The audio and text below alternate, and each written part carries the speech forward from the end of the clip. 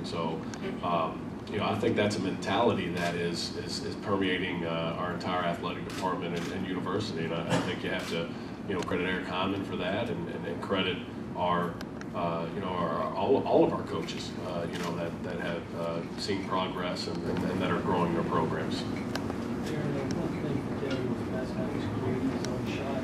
Who of the new guys who are returning seems to be best at that shot creating?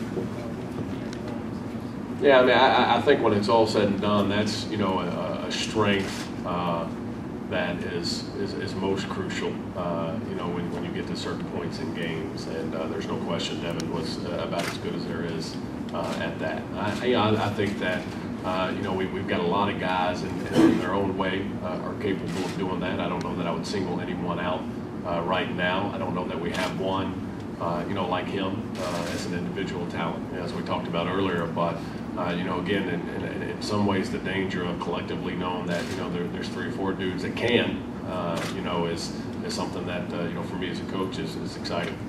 Darrin, does Ramones ever put you guys back on? No, I mean, you know, we'll continue moving forward. I mean, one of the reasons you know, recruit talent, recruit depth is, you know, that you throw another guy in and you keep moving. I think it's a setback for him, for sure. And I think, you know, early on, it, you know, leaves us without a guy, one more guy on the perimeter that did have some SEC experience, played some big games, and was you know, pretty daggone good down the stretch last year. But in terms of us, you know, moving forward and doing what we want to do and play the way we want to play, it's not going to affect that at all. Darrin, the severity of Ramones, will he be able to do any light running through that whole 4 to 6 week period, or is it pretty much just got to sit down? Yeah, you know, it's one of those things. I don't want to play doctor, but I think you know, it could be 4 to 6, you know, and that's all determined based on how quickly it heals. Maybe he's in the cast a few, maybe it's, you know, more than that, and then, you know, then how does he progress once he's out? And I don't know that there's any real way to know that, but, you know, obviously while he's in the cast, he can't do anything.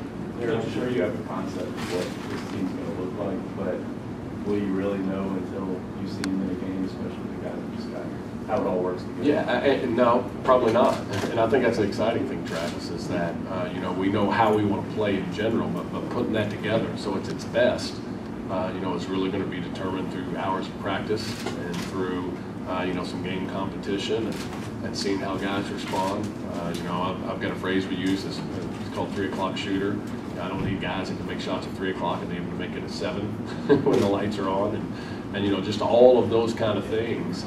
You know, we probably won't know for a few months, maybe even heading into SEC play. But again, for us, that's something that's exciting, and you know, it's a better problem to have as a coach to feel like you have some talent and depth and guys that can do some things, as opposed to knowing exactly what you have and you just don't feel like you have enough. And so, you know, we'll take the challenge that we have over the other. I want to ask this question with Hakeem and Ramon specifically in mind.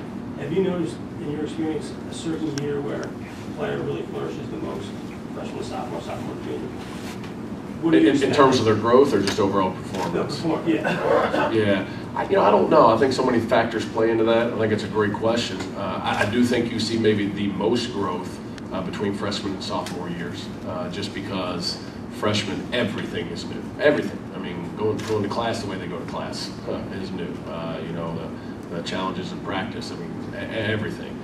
So I think you see a lot of growth during that time frame for sure. I don't know that any one year in particular has been a standout year for guys. I think there's probably too many factors that go into that to be able to decide. But normally there's a lot of growth. You know, we tell our freshmen all the time when we're frustrated with them, the best thing about them is that they'll become sophomores one day. So hopefully that'll happen for those guys.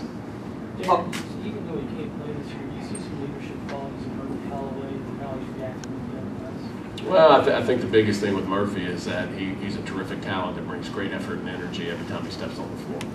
You know, and again, he's the kind of player in terms of how he plays that is, you know, really what we want our team to look like. You know, he's a guy that just is out there, you know, flying around and making stuff happen. And you know, I think you know, the exciting thing about him is he's got a year to get into the system, to continue to improve his already pretty impressive body, and you know, definitely improve and maybe expand his game a little bit. And so, you know, we're really happy to have him and glad that he's a part of our program.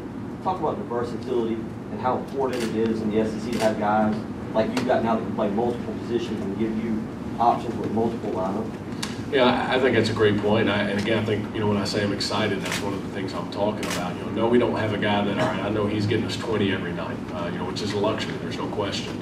And at the same time, we've added guys like Malik Cook, Sam Muldrow, I think now as a senior even more, that at the 4 and 5 spot, R.J. Slauson, if he's playing at the 4, can really step out and shoot the basketball, for example, when you talk about versatility.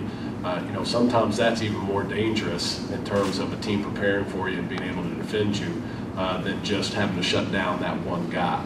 And so I think our versatility is going to help us in that way collectively, but I think it's also going to help us defensively, because we'll be able to do some stuff because our big guys are quick and athletic, and our guys that maybe aren't as big are still very long and athletic. And I think there's a certain element of toughness with these guys that will continue to develop. That's going to be a strong suit for us as time goes on as well. With so many freshmen slots in the roster, do you expect expensive gold names, obviously, right off the back, these guys, Columbus, with all these people speaking about conference, of course, it's not going to be at all.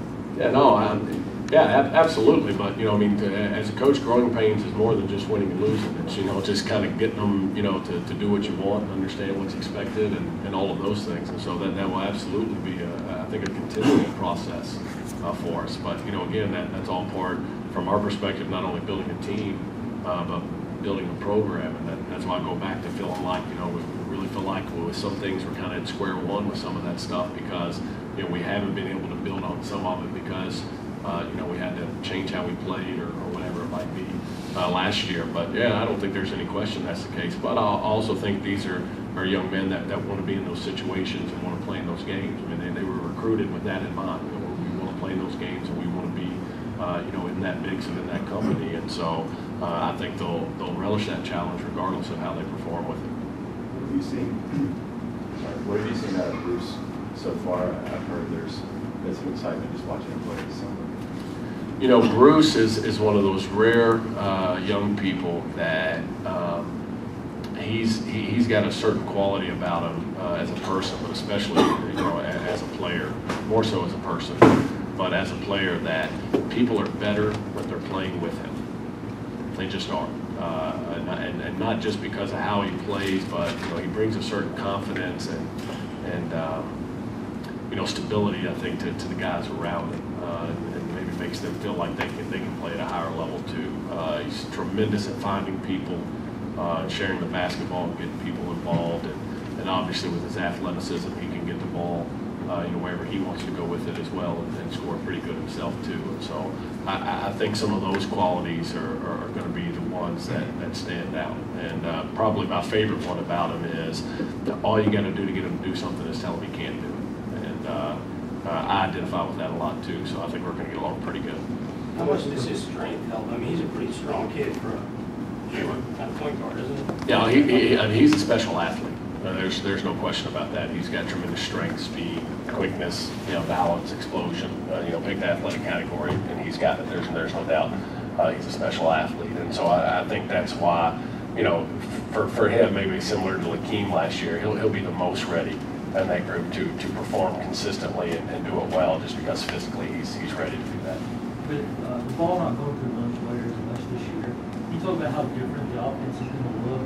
Is there any particular on the stat sheet every night that you want to see? Well, I think we've got to be a team that shares the ball well and has a good assist number because of not having that one guy.